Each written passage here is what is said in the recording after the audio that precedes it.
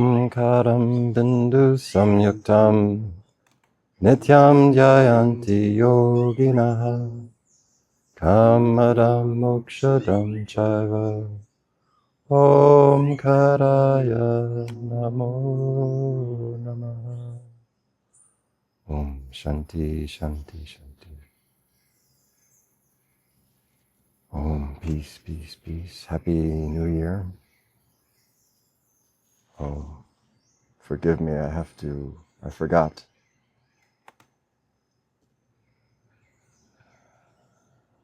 Okay.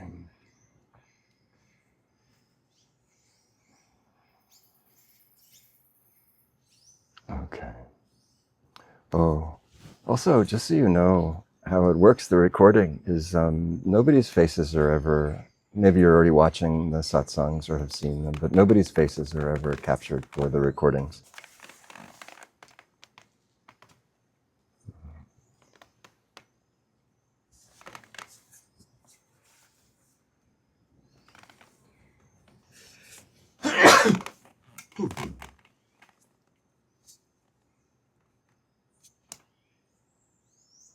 So, Happy New Year.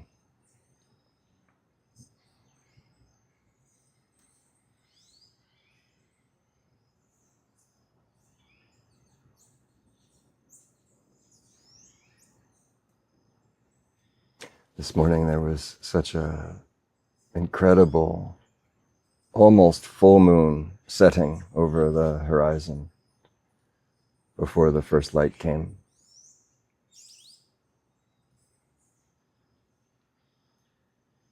Big and yellow.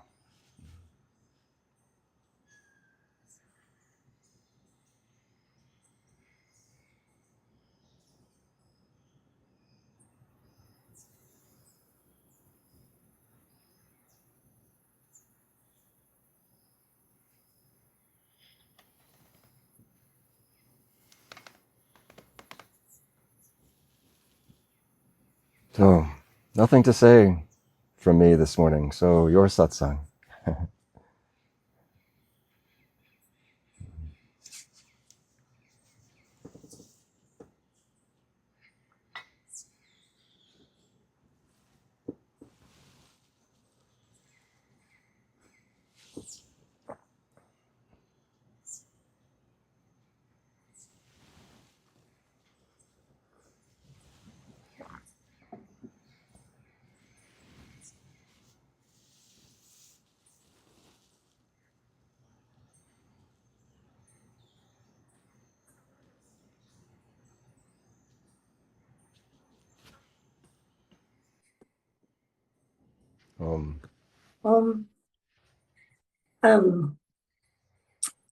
So many things, but I guess something that I've been really sitting with is this idea of trust and not trusting the thoughts and not trusting the emotions. But as I sit with it, it kind of extends out into noticing people that I don't trust or situations that I don't trust and just being aware of that. And in that awareness, noticing that the not trusting often comes with an aversion and a guardedness, and wondering what to do with that. And if you have anything to say about that. Yes, I remember. Thank you.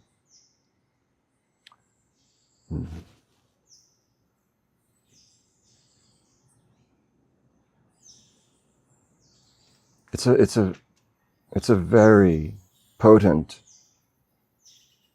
contemplation. What is trust and what is trustworthy?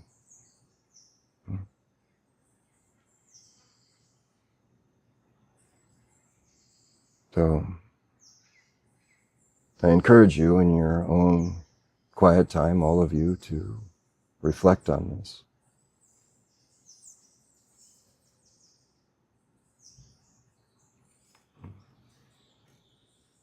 And you've no doubt heard me say, what is untrustworthy is not a problem, unless, of course, you trust it.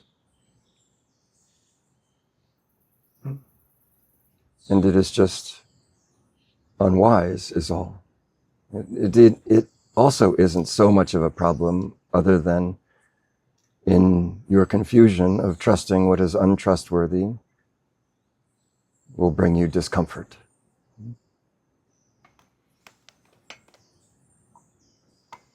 We talk about it in terms of attachment. Attachment isn't a problem except for the thing that you're attached to is moving. It rises and falls. It's born and dies. And in this, being attached to it, you also rise and fall, are born and die. You eat what is perishable, you also shall perish. But it's the world, it's not a problem, it's just how it is, you know?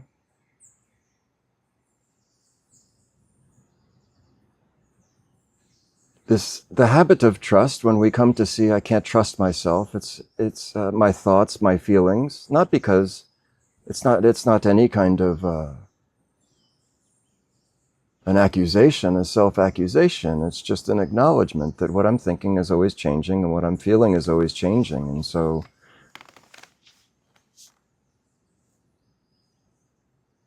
by clinging to it, I will rise and fall with my moods and my feelings and all of this.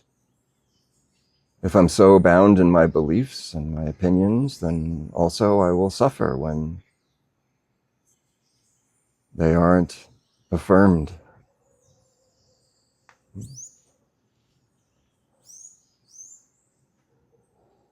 And because your thoughts are always changing and the thoughts of the people around you are always changing, there's nothing stable in it.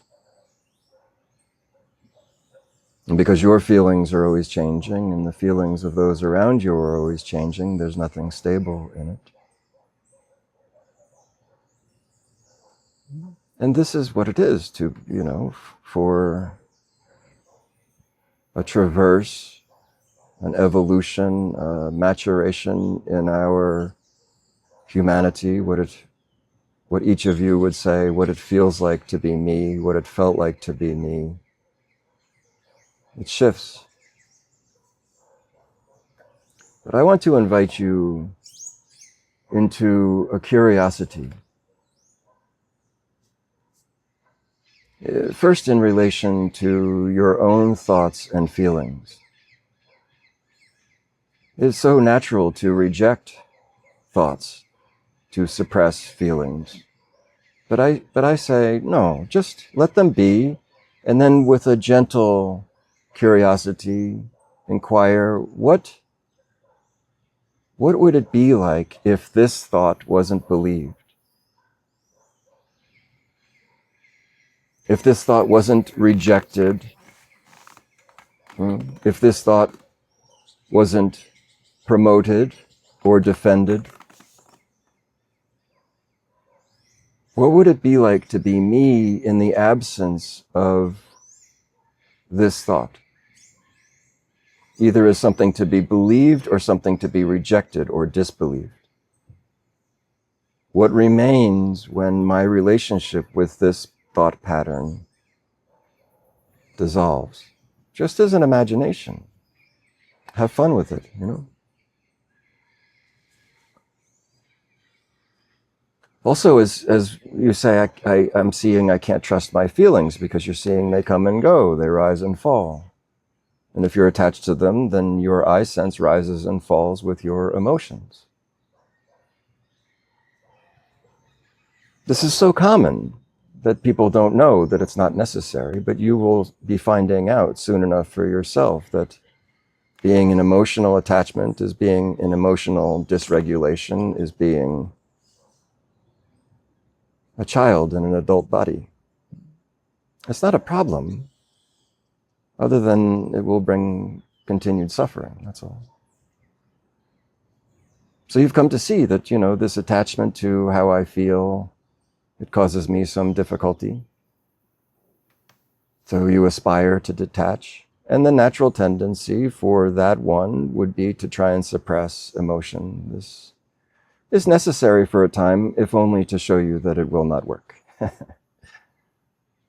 So you allow all thoughts to be as they are. You allow all of your feelings to be as they are. You fully allow them. You even could say fully in them. And then as you become more masterful in this posture, this an evolving, detaching relationship with your own thoughts and emotions,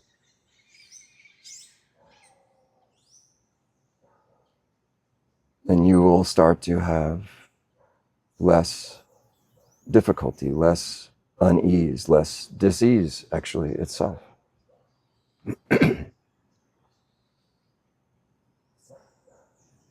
But there is a time where it seems like we are compelled to, in some kind of maybe overly self-judgmental stoicism, let's say it, I don't know, that we're too harsh with our self that feels and thinks. And it's necessary, I think, for a time, but it will, the tension of that, the friction of that, it will release in the moment that you see it, it won't work. And in that, the friction of the trying to contain yourself, that dam will burst.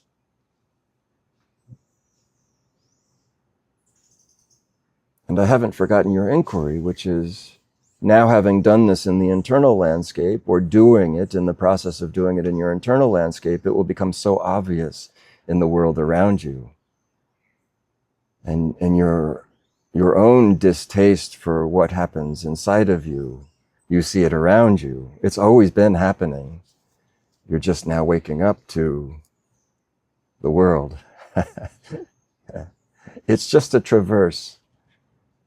There's a time to recede, to withdraw.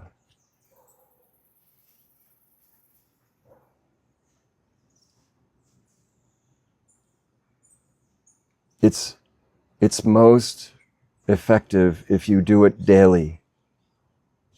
There is a time where you are withdrawn. You are alone in a room. Sometimes this is called a meditation room. For young mothers, it's called the bathroom. Isn't that right?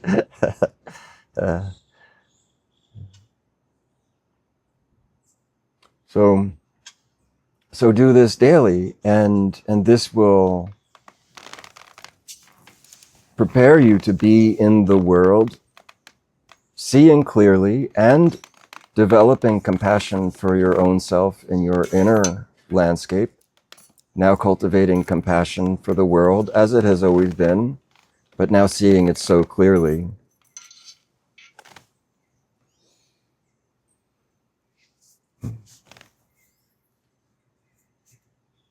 And as you empty to your self-judgment by forgiveness, as you empty to judgment of the world by forgiveness, then what you see, reasonably so, as so contemptible, you will love.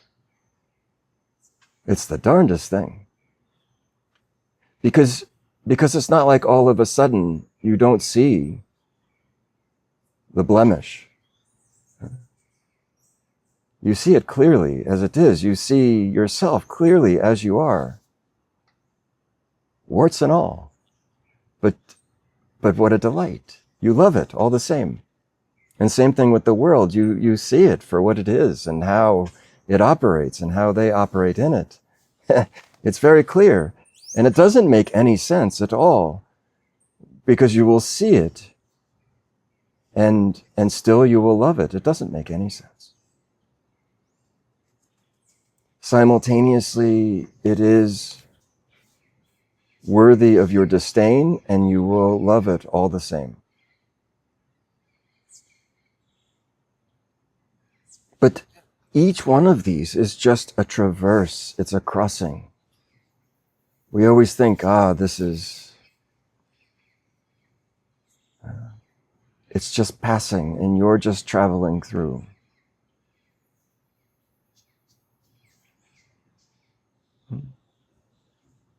So, with sincerity and clarity, see what it is that remains in your own heart,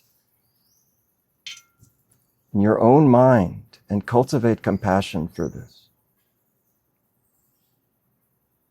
Patience and understanding and love. Because you will see more and more and more.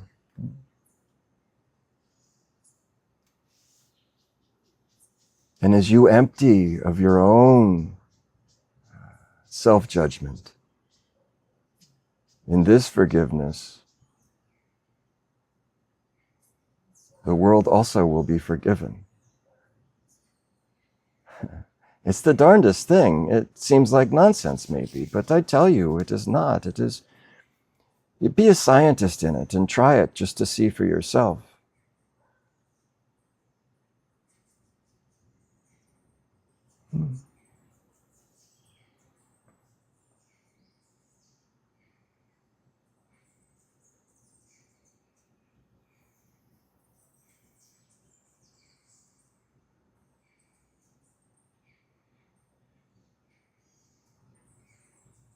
And when you find that you are not trustworthy, don't be ashamed, be glad.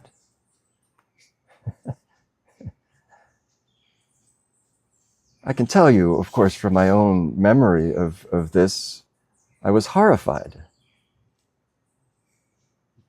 And seeing I couldn't really trust my own discernment because it was the product of confusion,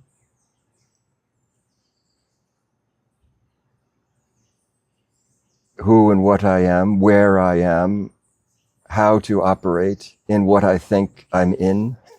All of it was so confused. What I saw, there was no possibility for discernment.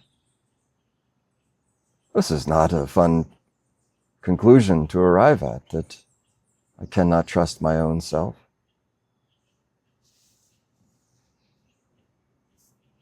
And maybe it's too soon, you know? Nobody should be rushed into this recognition.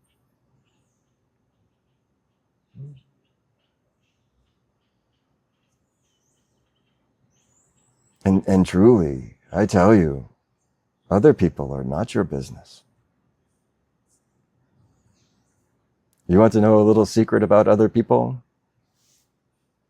They are only to you as you imagine them to be, and you imagine them to be from what you are. There's really no such thing as other.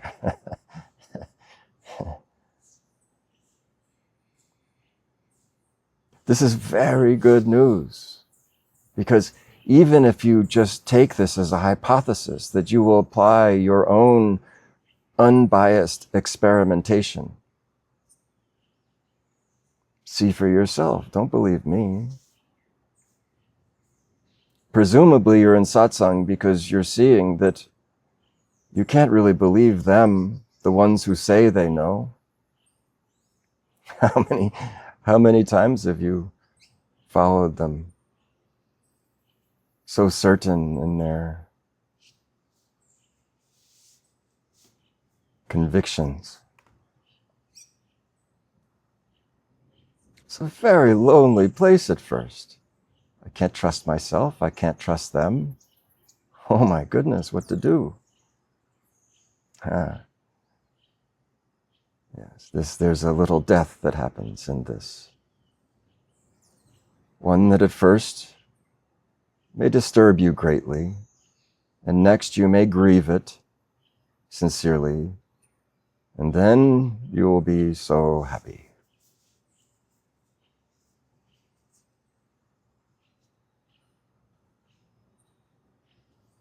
There, and then in freefall, grasping at this and that, not being able to catch anything, everything, your own thoughts, the world itself becomes transparent and vaporous, and it feels like the ground has fallen out from underneath you, or the rug pulled out from underneath you.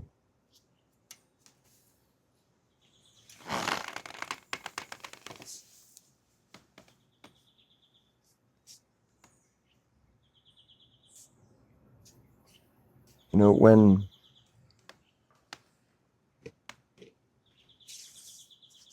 somebody falls off a cliff or a skyscraper, it's not the falling that kills them, you know? It is, as they say, the sudden deceleration introduced by pavement.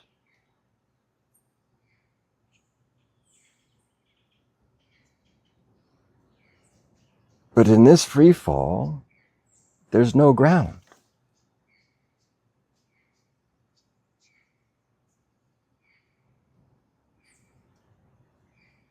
There's no ground.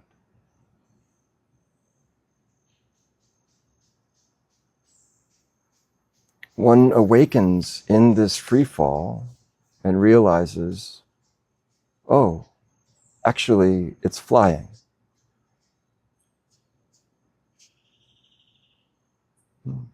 Actually, it's flying.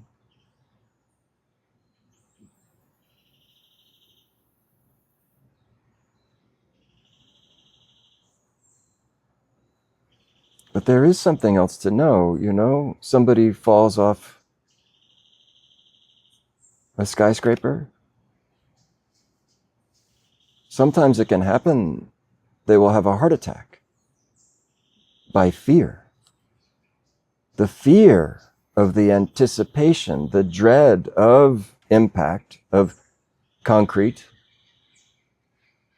puts them in such a state that their heart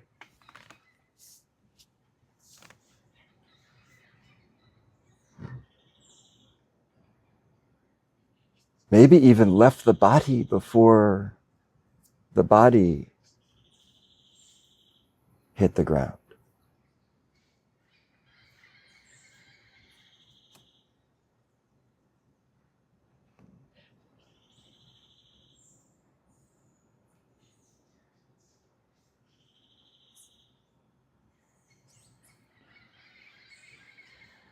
You will come to see, probably have had glimpses that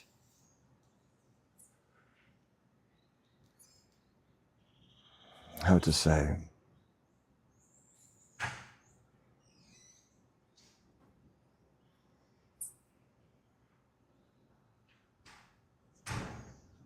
it's all just a dream.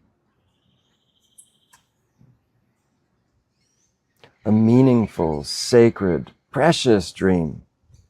Nothing to scoff at.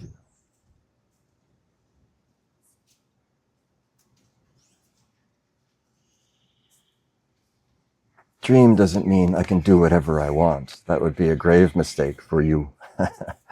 I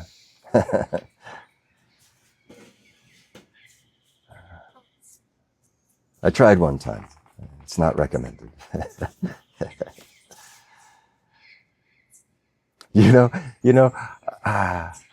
I wanted to say this maybe yesterday, I can't remember. Saying, so much of these things that I can share with you like this are not because of wisdom, they're because of my mistakes. Because I got it wrong so many times over and over.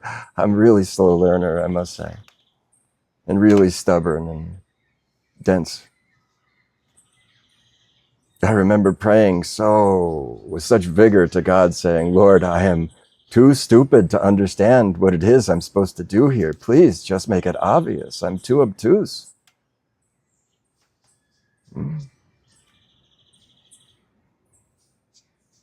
No, it's actually by my failure that I think truly that I may be of any possible use to you at all.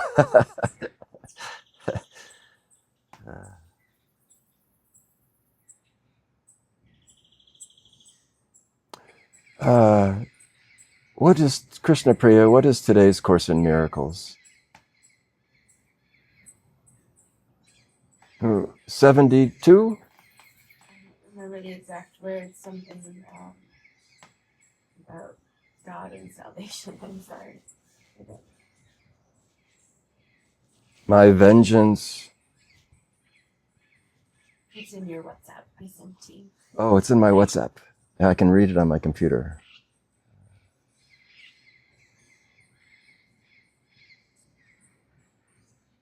Holding grievances is an attack on God's plan for salvation.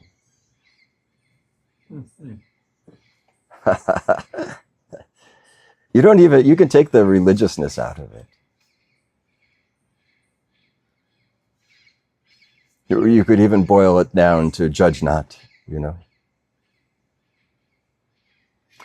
And your grievances aren't just against other. You know that thing that you did that when you remember it, you just like, it's that grievance that I want you to let go of. We all have a basket full of those kinds of things that we remember how we said something or how we behaved one time, you know, and then we're just like, yes, forgive it. I remember I told this story one time. I was at an ashram doing seva, imperfectly, begrudgingly, and I don't remember what the circumstance was, but I remember somebody said something to me,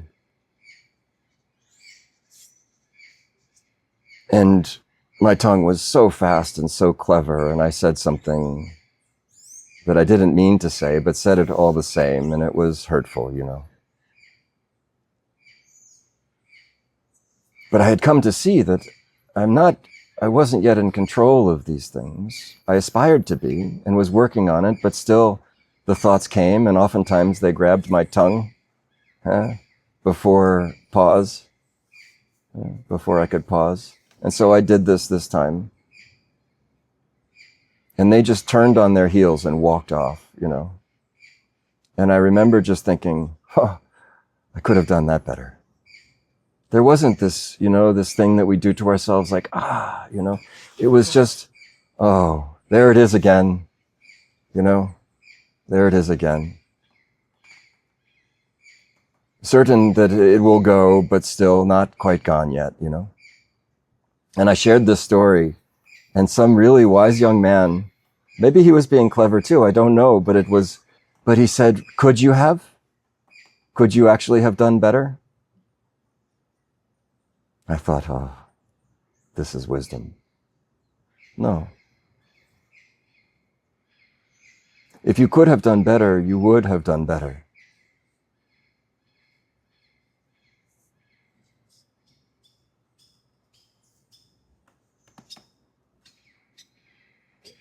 And it's funny because, you know, when you have that grievance against yourself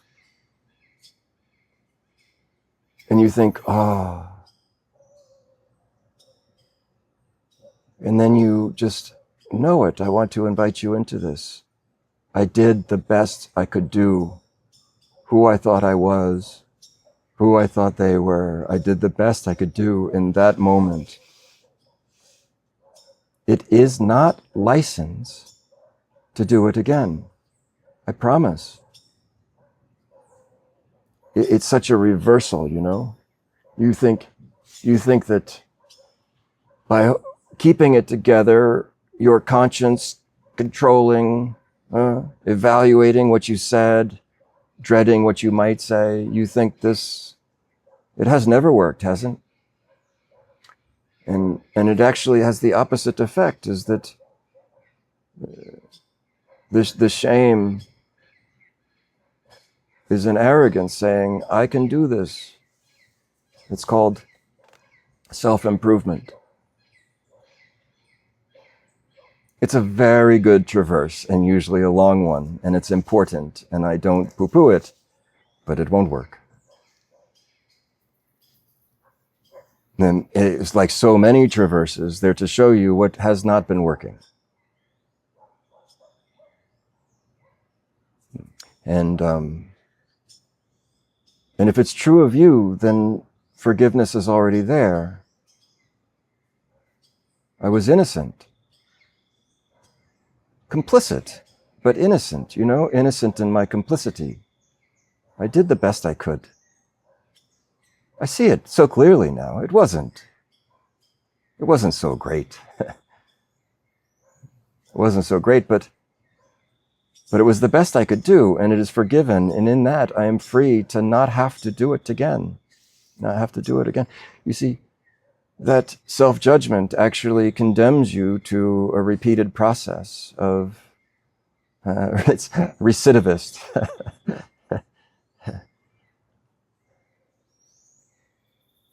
Always, the judgment will bring you back before the judge over and over again. And now when you see this of your own self, you must know it's true of everyone. Do you see it? They're doing the best they can.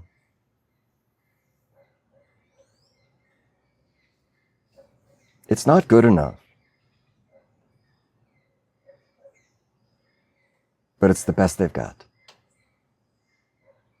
Can you be with both of those simultaneously?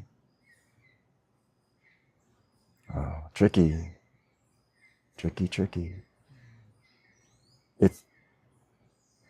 It's not good enough, but it's the best they've got. And then, if you can come to this by and by, you might see something begin to shift.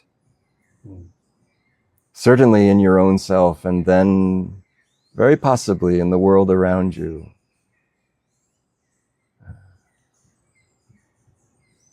And if you dare into courageously this, I don't know, then you will come to see how much you don't know. And you will be glad in this, I don't know.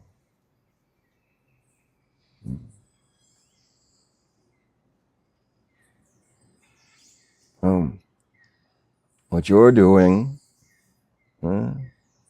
is representative of what so many here are doing. And it's really good. Keep it up.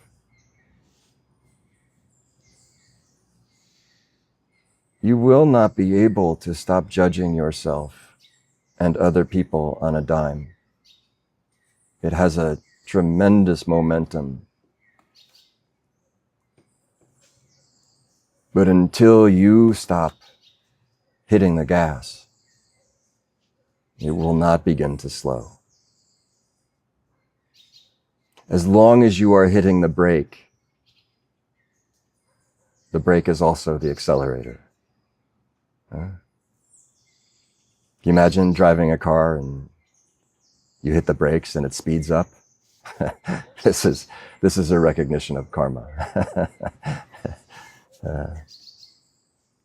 No, you only can neither accelerate nor brake. It's called dispassion. It's called vairagya. It is neither indulging attraction or aversion, neither accelerator nor brake.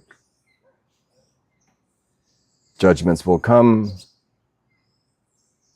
So what? Let them pass through. They're just traveling.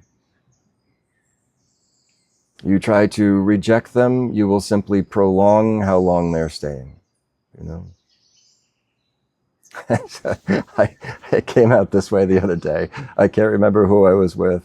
And it was like, you're sitting on a riverbank and a turd is floating down and you rush in to make it go away.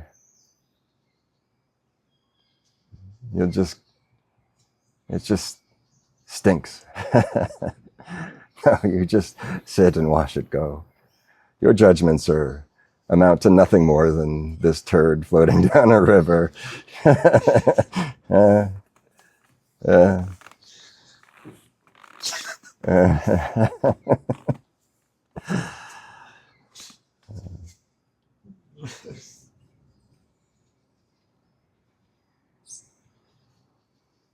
It just smells. You just let it go. Don't play in it, Don't swim in that river. Just wait. Something more? Yeah. Okay. No, Nataraj, I'm just going to sit with all of that for now. Thank you. Thank you. Good. Yeah, very good.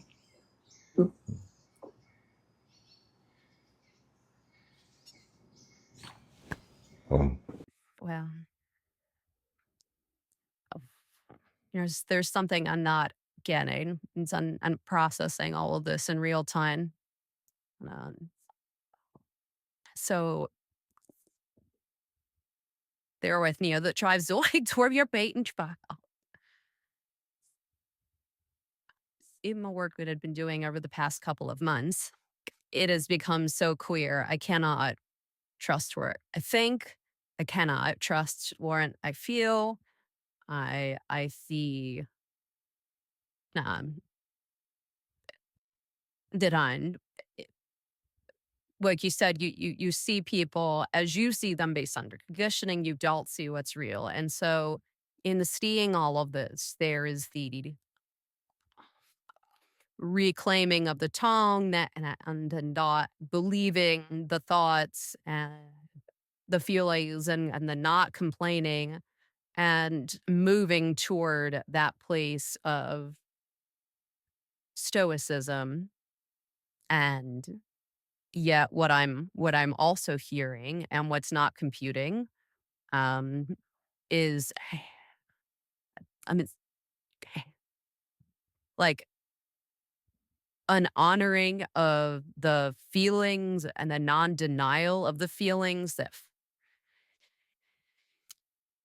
you recommended to me yesterday that I read this thought healing back and I'm about a third of the way through. So I apologize if this is premature, but what he keeps mentioning over and over again is that people find relief when they go to the people with whom they have conflict and they expressed that I'd go, I feel like they're antithetical to everything that I've been seeing of like, why go and make this complaint when I can't trust the one that is the complainer and why put that on someone else. And so this feeling of what and maybe it is what I think is dispassion is repression. And I don't know. It just that does like it does like seem to make sense. And this the whole Ho'oponopono and the forgiveness, there is one of me who feels very attracted to this idea of just complete denial of the body, of the mind, of the emotions, and the just zooming up away from all of that and just seeing the illusion is the illusion, the dream is the dream, the non-reality is the not reality, and just detaching from it in that way of just, oh, everything is just to show me over and over again. Don't take the bait. Don't react. This doesn't affect you. This isn't real. This isn't. And yet, I feel like there's this being invited into honor and the feelings and the emotions, which feels like coddling. And it's something fast and peely. I hope this makes sense and it's blending. Weird.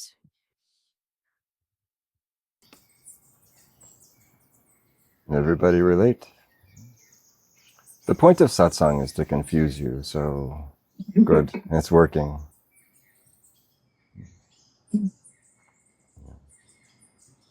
So.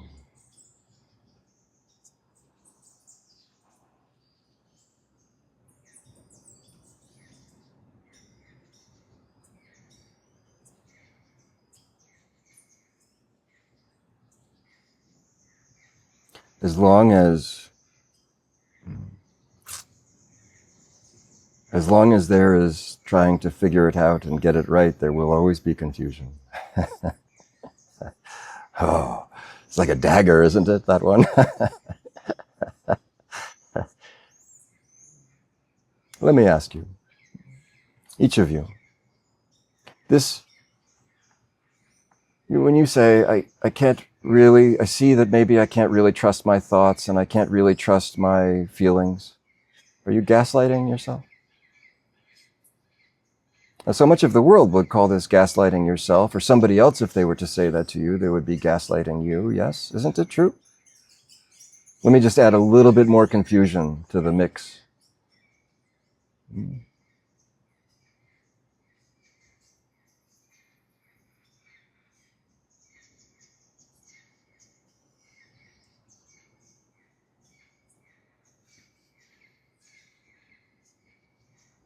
All that comes to mind right now is the Mad Hatter's Tea Party.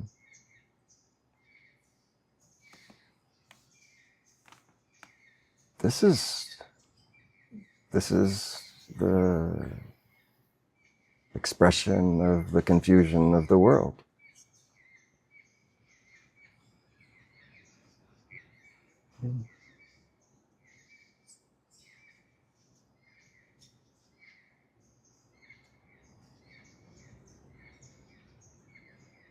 No. This book, Healing Back Pain, Dr. Sarno, it's not just for back pain. It is an exploration of relationship between body and mind and psychology and mind, memory and psychology and body, discomfort, psychological interpretations, fear, sending messages back to body for more dis-ease, dis-ease sending messages for interpretation to the psychology. And in this,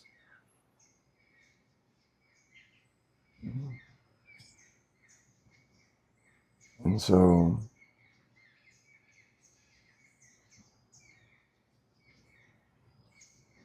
is he also telling you you can't really trust what you think about illness and pain, disease?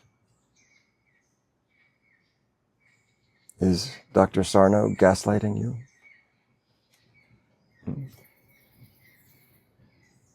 Or does he hope to free you from some loop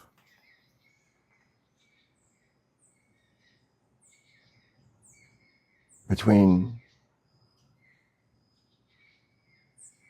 psychology, which is really more like neurosis in relationship with body, looping,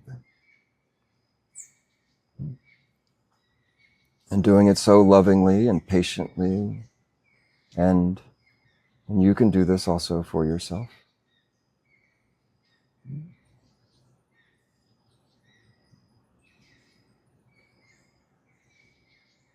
Now, you have to know and be discerning about the audience. He's not writing to an audience that know action in inaction and inaction in action. Most of his readership is still confounded in the realm of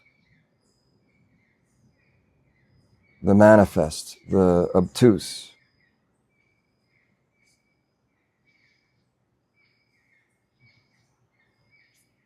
And it would be a stretch too far that it wouldn't be useful.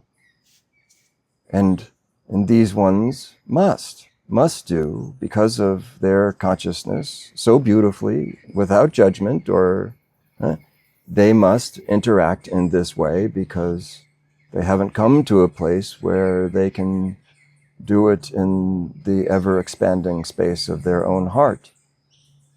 Now here, when you come to learn this, and it takes a good amount of practice, and it requires stillness of tongue when it comes to judgment and complaint.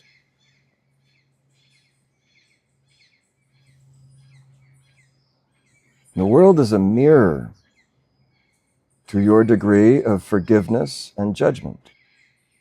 And so you do this in the field, the loving, the ever more loving space of your own heart, and then you go out in the world and see how you're doing. It doesn't mean the world is going to miraculously change overnight or that you will change miraculously overnight. It also doesn't mean that you won't, because this also can happen. I wouldn't plan for it, but be available to it if it does come. Yeah.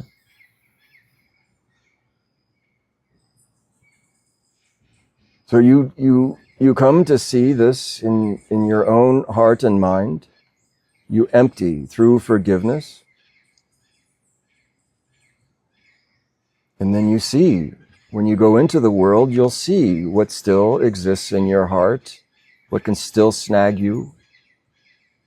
And now you forgive it.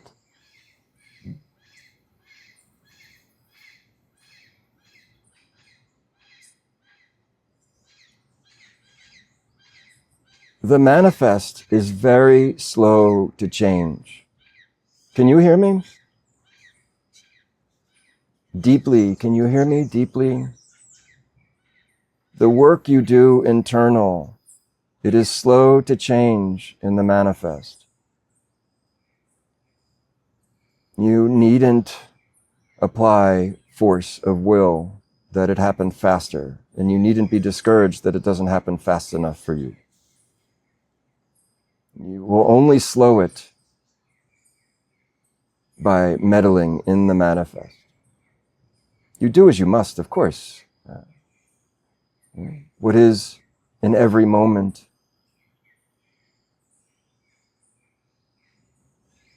needed. And there is no way to get it right, and so there is no way to get it wrong. You just be as you are. What else? But I want you to know this. The work you do internal in detachment and forgiveness, cultivating compassion, not accepting invitations into judgment and shame, rejecting notions of vengeance.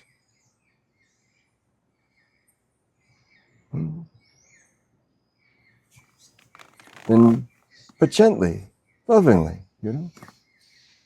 And then you will see slowly, so very slowly, if you don't meddle,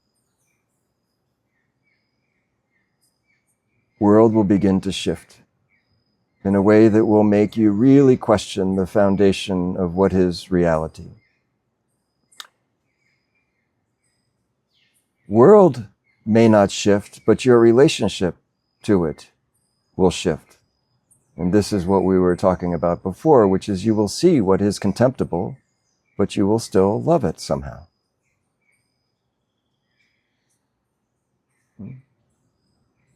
You will see it as it has always been, and you will see how you were in it also, in that same confusion.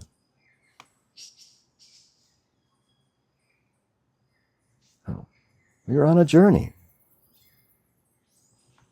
Inner journey, and you know where you are by what still agitates you, what you still, with avarice, hold in contempt. It's so beautiful. There will be so much contempt. There will be so much avarice. Do not be discouraged, truly. Something happened to me on New Year's Day. I was so happy for it. It was a real... And I was so glad. It was just such a beautiful opportunity to just...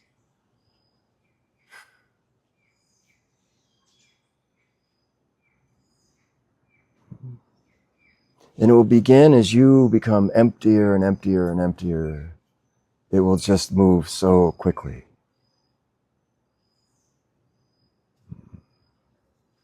It's really hard because there's such confusion, and that's okay. The confusion actually is the dawning of sanity because the world is so confused. As you come, it used to be that you were doing it so normally and that seemed so natural what you were doing, and you didn't see that you were confused, You didn't know you were asleep as you moved compulsively, being triggered and triggering and all of these things, that people discuss in the world.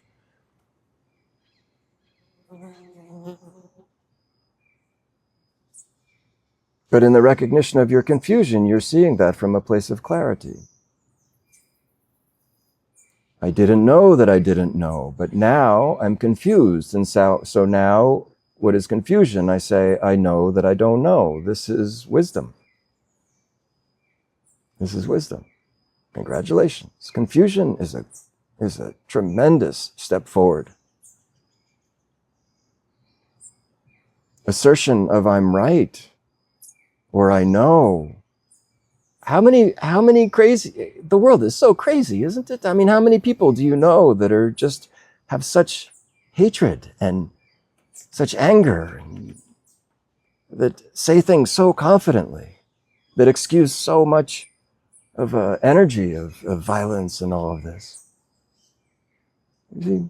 But they're absolutely certain that they know and that they're right and busy trying to convince other people of this. Wouldn't it be so nice if they were confused? I don't know. I don't know. I don't know what to think. I don't know how to feel. I don't know what to do. Oh, we could all breathe a little bit in that, no? Isn't it true? No, does it? Hello? Is it? Would it be better to, somebody stands off their soapbox and says, gosh, it just struck me. I'm not really sure that I know anything. There'd be a lot less screaming.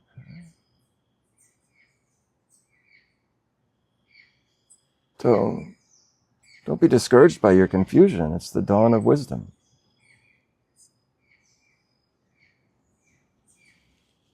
Do you see? So you engage with the world as you are, how you are. What else can you do? But just know there's no way to get it right because you're still so confused. But what else to do,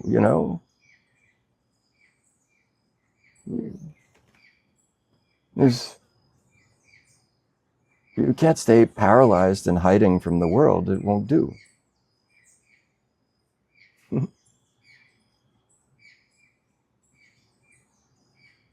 So you do the inner journey. You do the inner work. Empty, empty, empty. Forgive, forgive, forgive. Detach, detach, detach. And then be patient. The world will take some time, and you will take some time to step confidently, you could say, in that inner freedom into the world. It takes practice.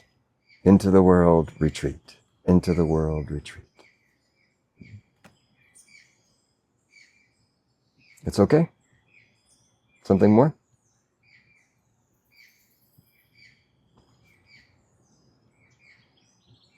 The feelings that come out. Fierce. What team? What team? What to do with them? How to process them? Because I feel like what's been happening, what I've been using for the most part is just a reminder. Like, you don't know, you're not right. Just let it.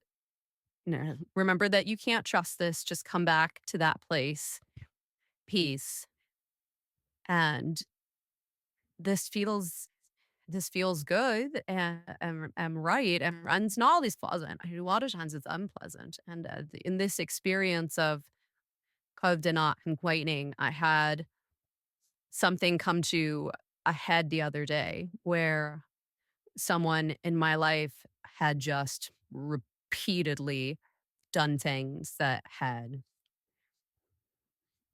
where I felt like my feelings in response to that were, you're not considering me, you're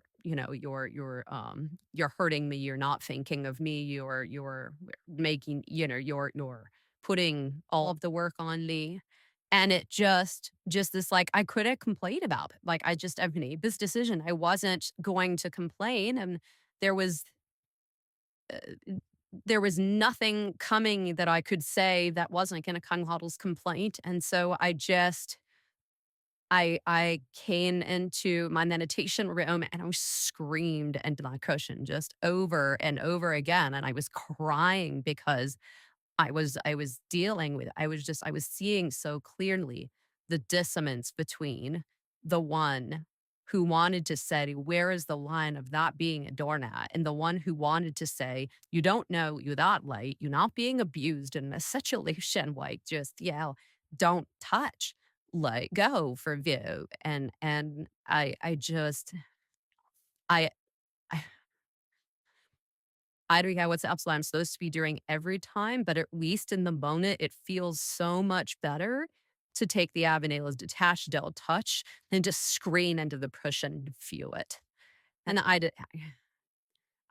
guess that's what her question still is. If that's, yes, good. Feminine too. Yeah. Okay, I'm going to challenge you. You're in a conceptual relationship with it, and not a direct, intimate relationship with it, it's and so it's a mental reflection on how to be when feelings come. And you say to repress or suppress, and this is generally how this mental detachment is a subtle denial, a subtle aversion. So when the feeling comes, here's the trick. You don't believe the story that comes from it, but you feel it completely. In fact, when you're ready, when your emotional body, your heart and your mind is ready, then you will see every feeling as an opportunity to die in it. To allow the story to be consumed in the fire of the anger. To allow the sadness to be drowned in the tears of despair.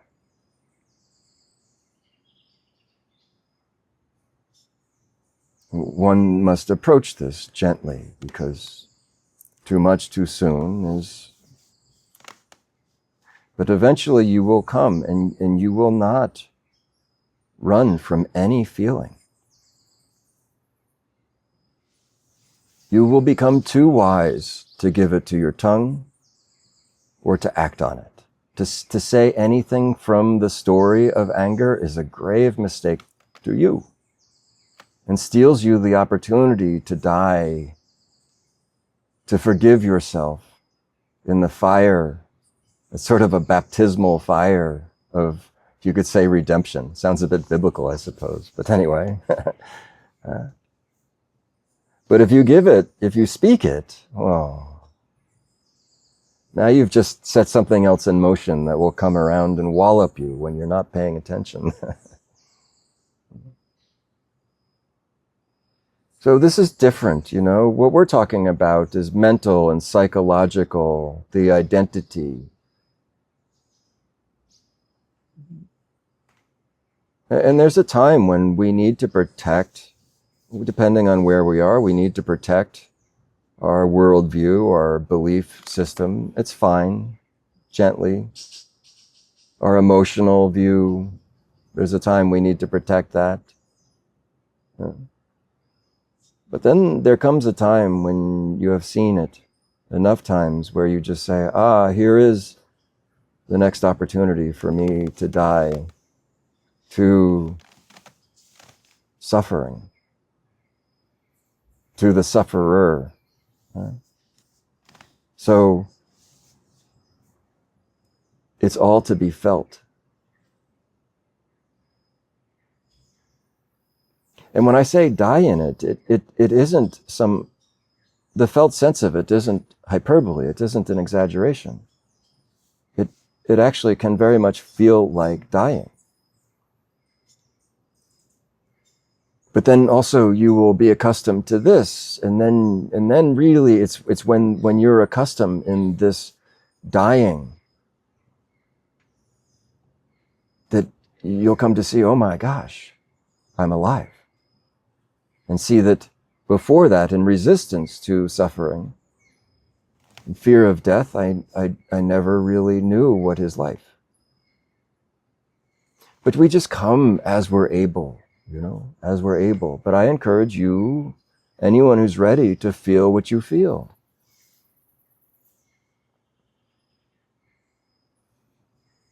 Allow sadness and grief to be expressed energetically. Doesn't need to be vocalized. Can be, of course, wisely. Allow sadness and grief to be expressed through the mouth. Exhalation. And allow judgment and anger to move up through. Give it to heaven.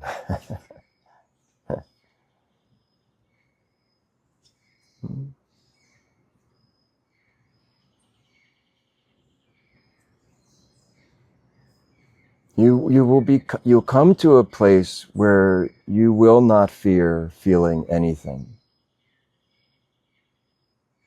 Emotionally, at first, I know some yogis who've had like dental surgery without any anesthetic. Well, I'm still much too attached to my body to know how to breathe my way through that. I don't have the aspiration so much yet either. Do you understand? Feel it all, insofar as you're able to. Know your edge. Know your edge, not too far on the comfortable side, lazy, pretending to not care when really you're just avoidant of your feelings. And not too deep in it where you could injure your emotional body and your psychological framework. Know your edge, and it's always, every day it's moving, every moment it's moving, and so you feel into it, you feel it. Know, I don't know, 3 degrees on either side of the edge, and you just dance in that.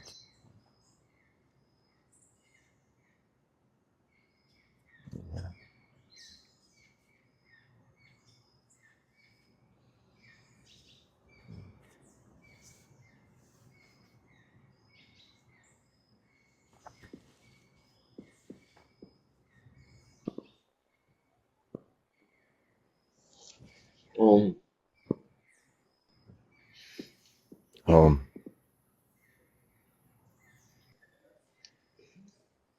One thing I've been sitting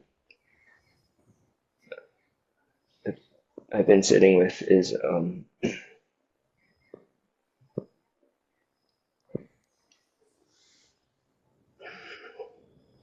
it seems like I'm looking at all these patterns of compulsion and doing some reflecting on how so much of this spiritual path has been at many times co-opted by ego, and many times where there's been, for example, like a seeing of something, it's been co-opted for the me who then uses it to feel a greater sense of importance or a sense of personal salvation, or use an excuse to keep doing a habit or whatever. I know this is part of the course. And also hearing you before talk about, you were speaking earlier about forgiveness, and the specific details are escaping me at this point, but I asked on Monday a question about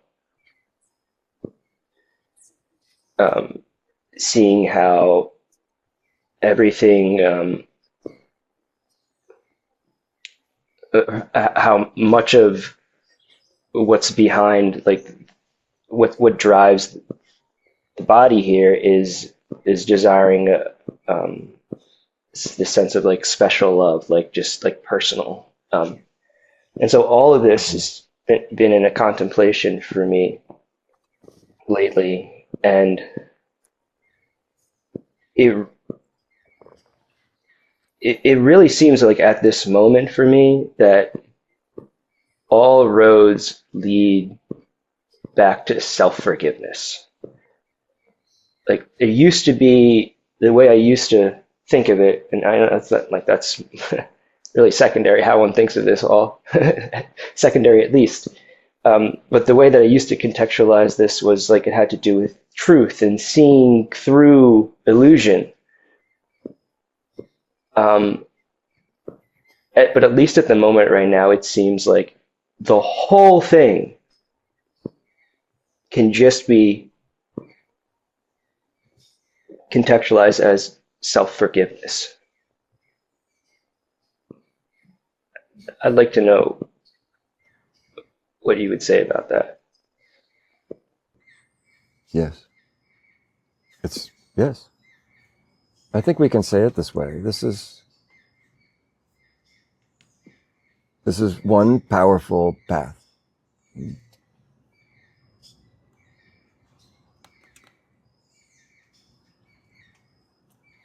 There is no forgiveness. There is no judgment other than self-judgment, self-forgiveness. There is no judgment other than self-judgment. And there is no forgiveness other than self-forgiveness.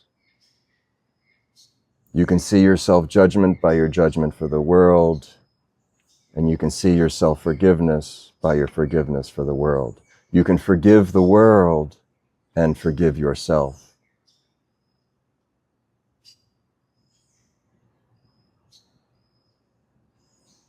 The whole predicament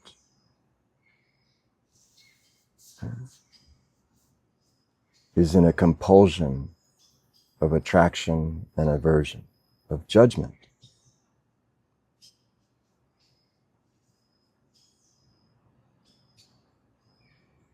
The entire separate, the imagined separate self arises in that as that is not different. The separate self, the seeker, does not know one. Cannot know not two. Do you see? That second I is made of judgment, of attraction and aversion, and this is suffering.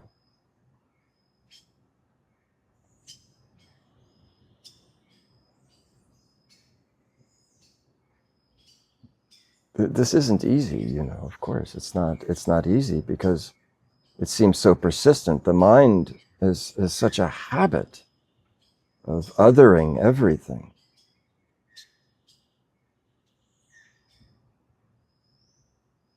You are the reflection.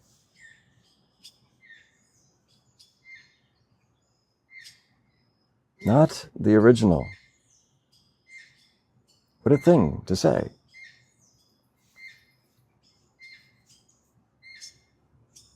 No, the mirror is, I don't know. I don't know how it works.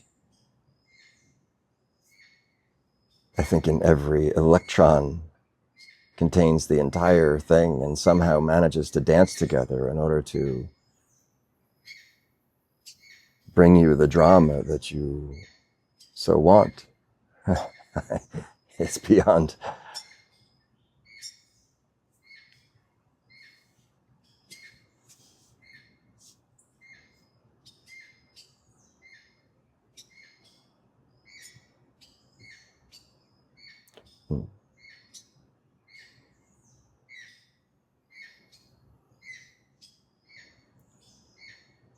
The mind is divisive, left and right. Yes? Mind is always two, left hemisphere, right hemisphere, yes? There is something at the center that isn't two.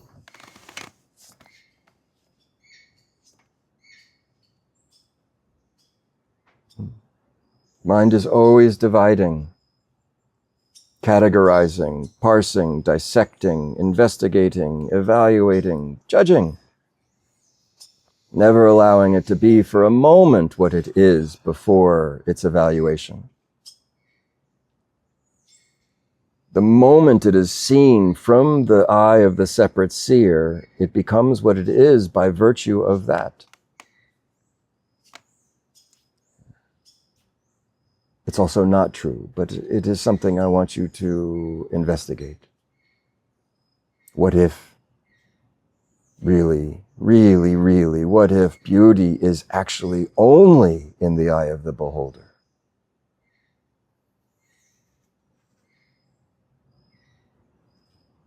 What if? What if it's actually like this? Wouldn't you like to know for your own self? You know, it's not enough in a nice little greeting card or a nice little saying on the wall with a pretty flower. Beauty is in the eye of the beholder. Oh, how nice. Don't you want to know if it's true?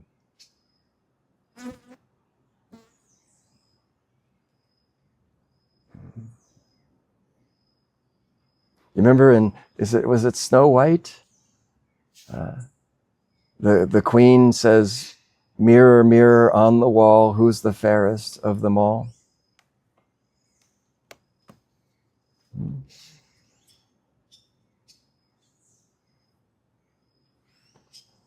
What if Snow White were to look in that mirror?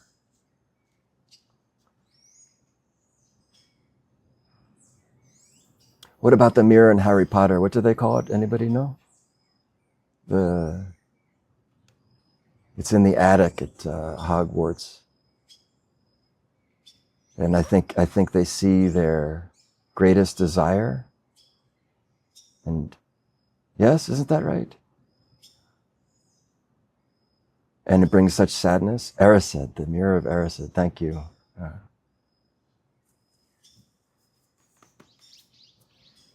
This is the world.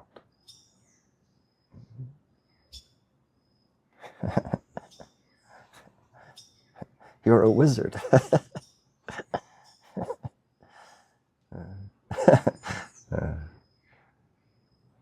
Okay. Thank you.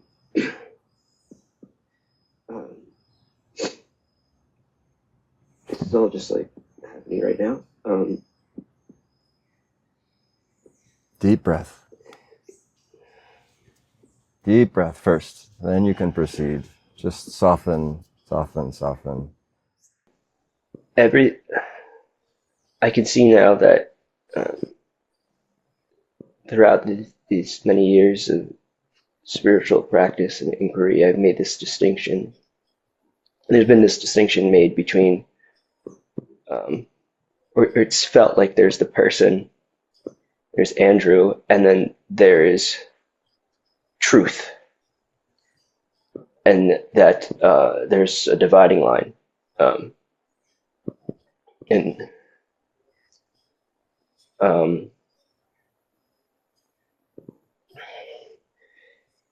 the whole everything feels personal now. It's all I can't really say that there's personal impersonal at this moment. The whole thing just, it feels deeply personal. Deeply personal. It's new. And I'm just remembering things what we've talked about in the past, and it's not a problem. It's just, so what? Okay. Thank you. It's powerful. It feels like very intense. Allow it. Be soft. It's not a problem. So even of course we would take it personally, because that's how we think we are. Everything is personal to us, you know. There's not really so much choice in it, and that's what we'll see. And so, I want to apologize because I forget. And when I say world is a mirror and you take it personally, well, this isn't quite how it is.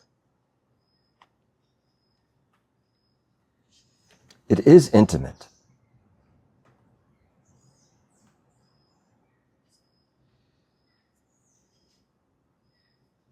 Let's say it this way, and probably I should have expressed it this way to begin with. The world is a reflection of we. Okay? This is better. From where you're looking, this is a better way to see it, is that the world is a reflection of we, of us, of a collective mind. When you become independent, then you will see I and we are not different.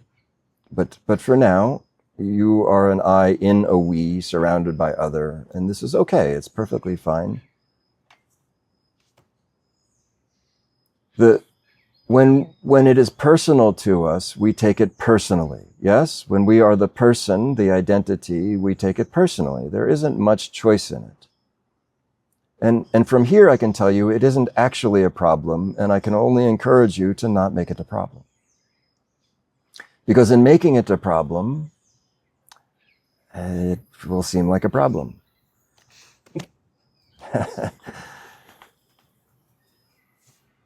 And I know these things are so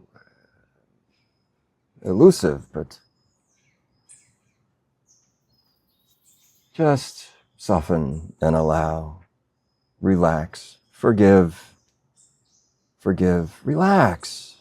Please, just breathe and relax. There's no urgency. There's no person in it. You can just relax, just satsang doesn't need to be anything more than a call to freedom. There's nothing really needs to be understood. Nothing needs to be figured out. The words have actually so little value. My words have such little value in satsang. And please, won't you settle into this, that what I say is appointing and is never true. And the moment I say it, there are 5 truths born of it in that very moment. I wouldn't be able to complete a sentence if I were to give it its full due.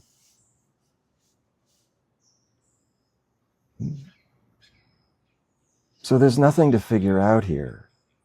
This is just a gentle, loving call to freedom. Just relax.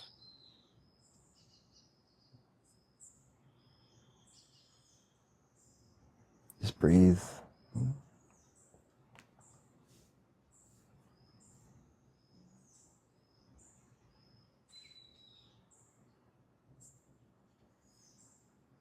Yeah. Yeah. Om Gam Ganapate Namaha. Ganesha Sharanam.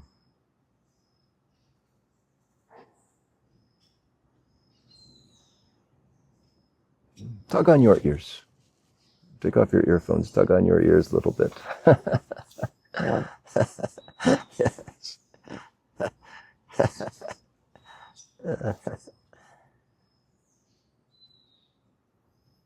Okay, something else. This was in my contemplation this morning.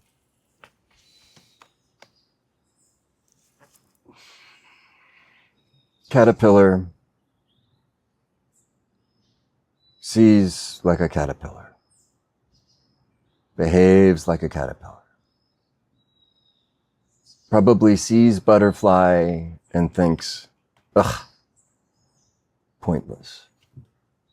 Maybe, I don't know how caterpillars see, but maybe they can't even see color.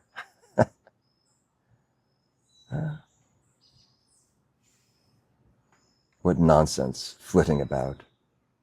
There's work to be done.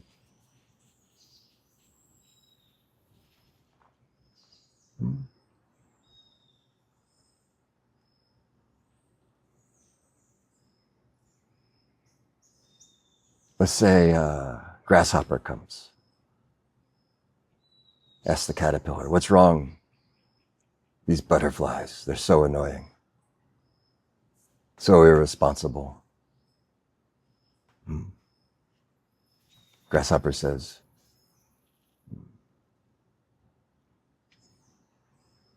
because caterpillar eye, you can't see how beautiful it is.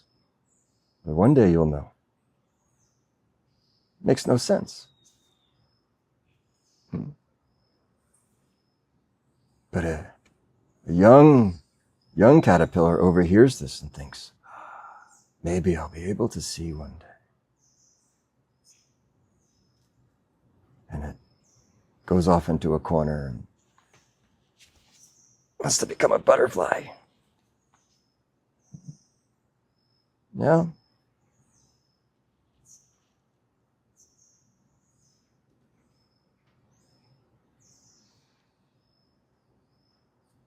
Which one will not become a butterfly?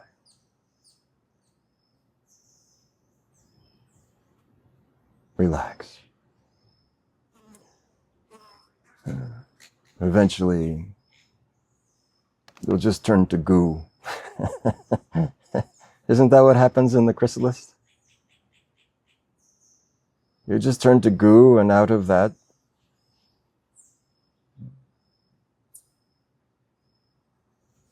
it's already in your DNA. It's already in your heart of hearts. Your only job is to soften and allow. What caterpillar understood butterfly? What butterfly understands butterfly? No, there's nothing to figure out. There's nothing to dissect. There's nothing for you to become other than to allow the unbecoming.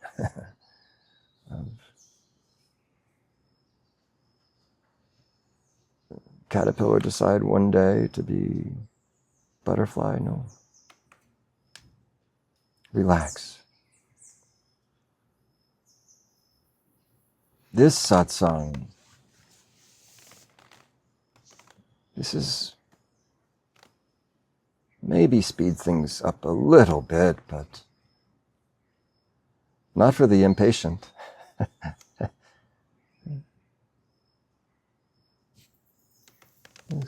Soften and allow. You didn't even come to satsang by your own will.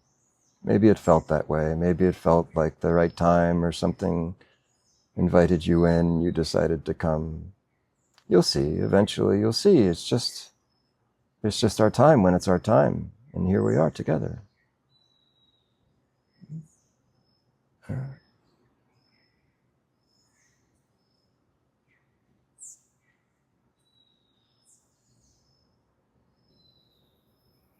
All of these words really and all of this inquiry, it's in one way, once you've come to satsang and once you keep returning to satsang, it's just, you could say it's just a way to keep the mind a little busy.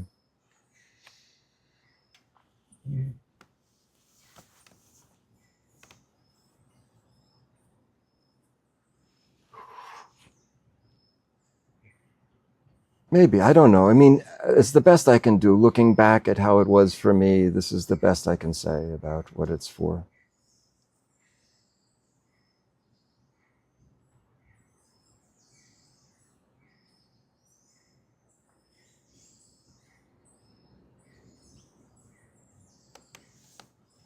I don't know is not a problem. I can't know, also not a problem. I will never figure it out, not a problem.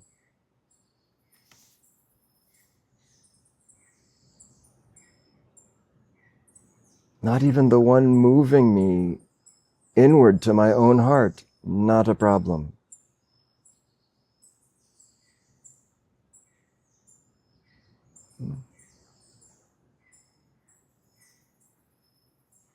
No problem.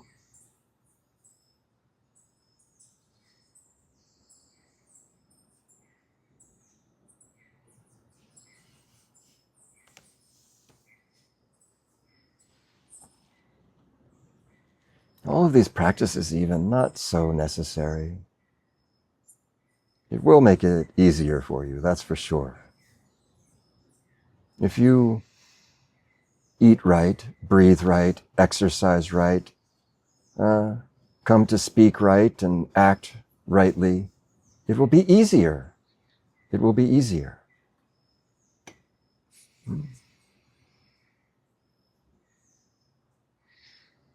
But even the worst caterpillar becomes a butterfly by no effort of its own.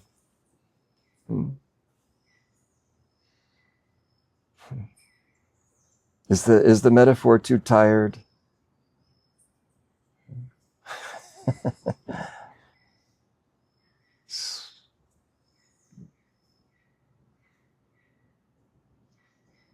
Soften, then allow. Your inquiry, your mental, conceptual, contemplative reflections, the purpose of them is to ponder what remains when this pondering ceases.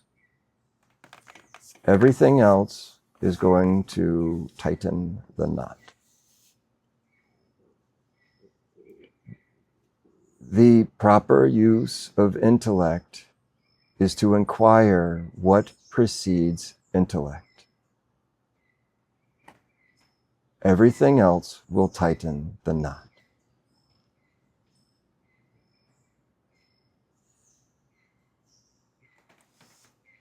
It's not a problem when your intellect, by habit, wraps around itself and tightens in a knot.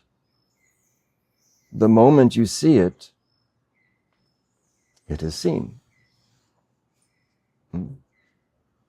You see?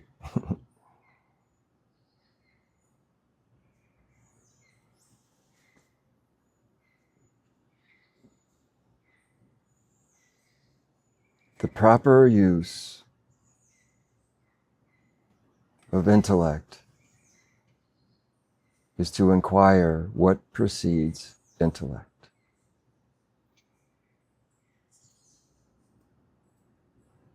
Anywhere there are two, this and that, the proper use of intellect is to inquire what precedes this and that.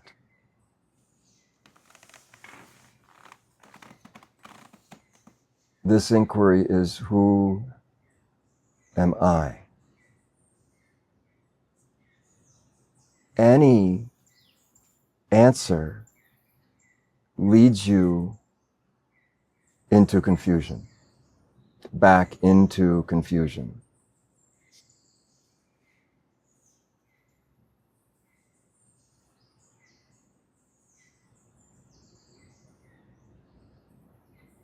This is for the jnani among you, with sharp, precise intellect, with sustained focus and clarity. You will not solve the puzzle. Every solution will lead you back to the heart of the predicament.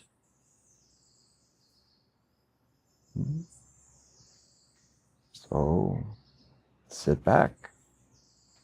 Don't give it to your mind. It will not help you. This, again, I can tell you with sincerity because I did it year after year after year after year until I begged my guru, please, make it stop. I cannot stop it. A desperate moment for me because the movement out of inquiry into solving the riddle, I couldn't make it stop. And it brought me to my knees. I couldn't make the mind stop. Out of one kept arising two. I could not of my own self make it stop. I had to pray for intercession by what I call guru.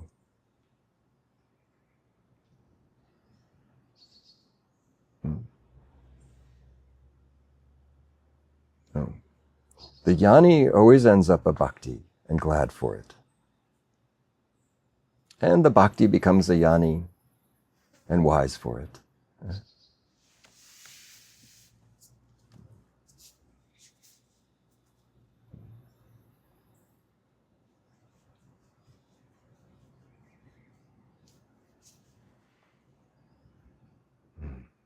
Wow.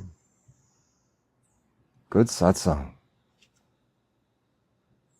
Thank you so much. We covered the full range, didn't we? Everything is welcome, you know? All of these inquiries, they're all so perfect. Was there something you heard today that you thought wasn't for you?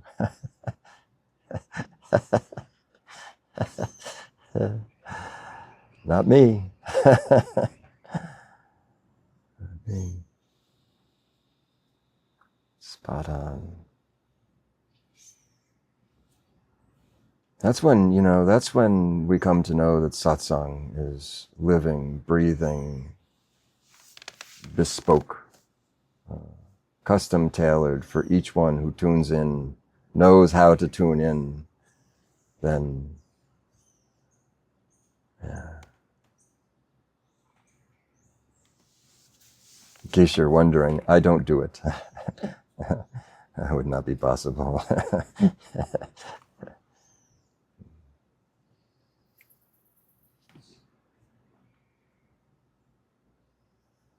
Anyway, who could say that?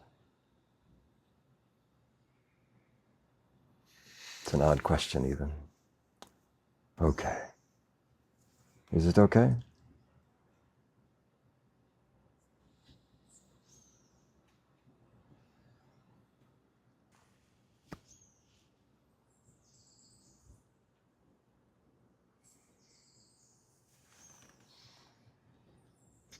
Loka samasta sukhino bhavantu.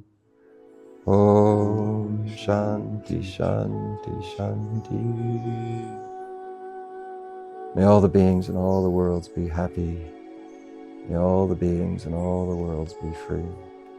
Om peace, peace, peace. Amen.